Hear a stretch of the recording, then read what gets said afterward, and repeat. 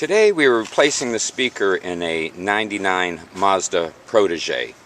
The original problem came in, the customer stated that the front speakers went out and then the rear speakers went out. And we're going to get to the rear speakers, but we did a little troubleshooting on this because the stereo turned on and seemed to have volume. And what we originally did was grab an external speaker and go to the rear speakers and hook up to the contacts on each side of the connector here, and we had audio.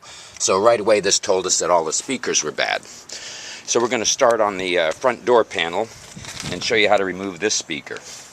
We're going to start at the top front of the panel and pry the triangular panel from the dash.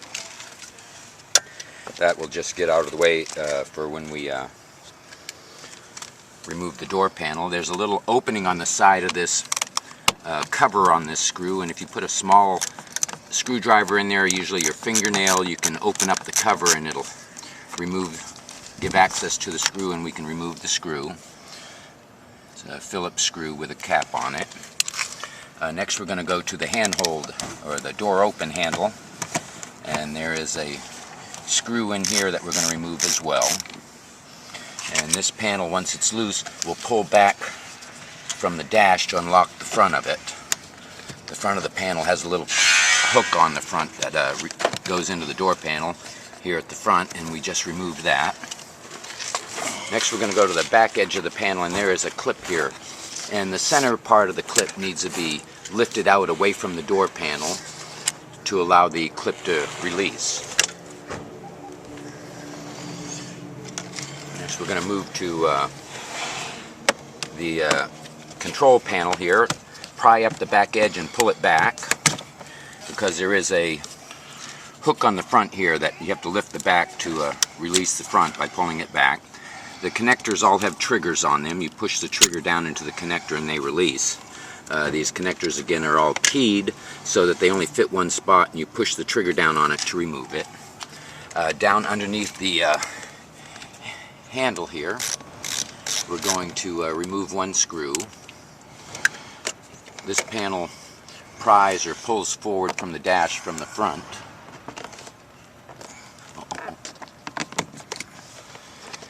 There is a clip on there, and that releases and then pulls forward to release the hook that goes into the side of the panel as well. This is going to allow access to two screws.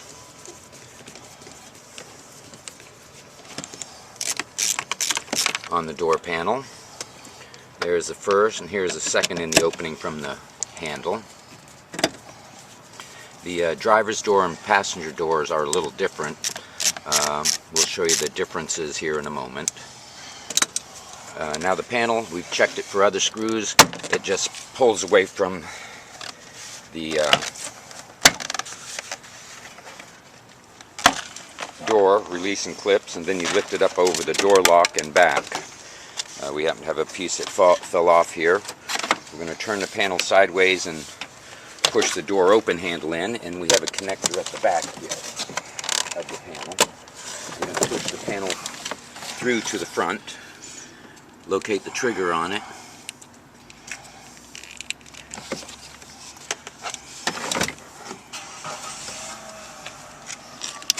it's inside the connector, and that will release the connector. We can pull the door panel from the door, feeding that panel through, and this will give access to the speaker on the door. The speaker is held in place by 4 screws.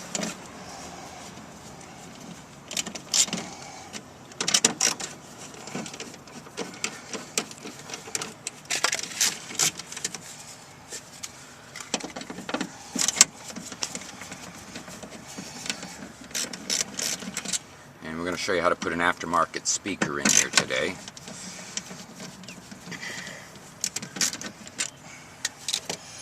The speaker will pull from the panel. There is a connector here as well, and a trigger on it. And squeezing that trigger into the connector will release. And this speaker here, if you look real closely down here at the edge of the connector where it goes in, it is labeled with a plus sign, so that when you put the check the wire, making sure that you have the correct speaker phasing, You make sure you hook the wire up to the plus to the plus on the new speaker. The reason for phasing and so on is one speaker is out of phase in the vehicle, you will lose your bass response through the entire system because the bass tends to cancel out in midair. We've already got our new speaker together, and we've cut the connector off and spliced the wires back so that we can connect these, remembering which is positive, which is negative, and getting the right wire onto the aftermarket speaker.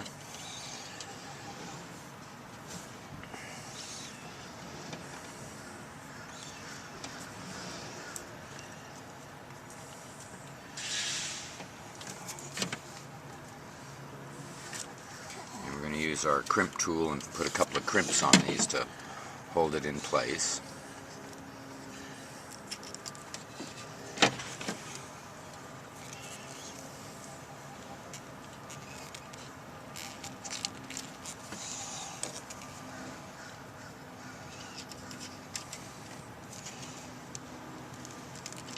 Now we've got the speaker connections all secure. We're going to push the wires back in and push them down so they don't get caught with the window going up and down and so on. Tuck them away. Put the speaker up in its place here and get the original 4 screws that held this speaker in and screw the speaker back in. The differences from the driver's and passenger's side is you're missing the switch that's here in the door panel, but you also have another screw that's in through this opening. And then the front of this panel will pry away. There is a clip right down here, and as the front pries away, you pull this forward to remove it. As for hooking up the speaker and everything, that's the same as the other side. Check for the plus and make sure you get the positives to each speaker. Now we're back, and we have the 4 screws going back into the speaker here to secure it in place, and we're going to put the door panel back on and make sure that we get our wires through and feed the door open handle back through the panel before bolting it all back up and on. Hope this video has been helpful. Thank you for watching.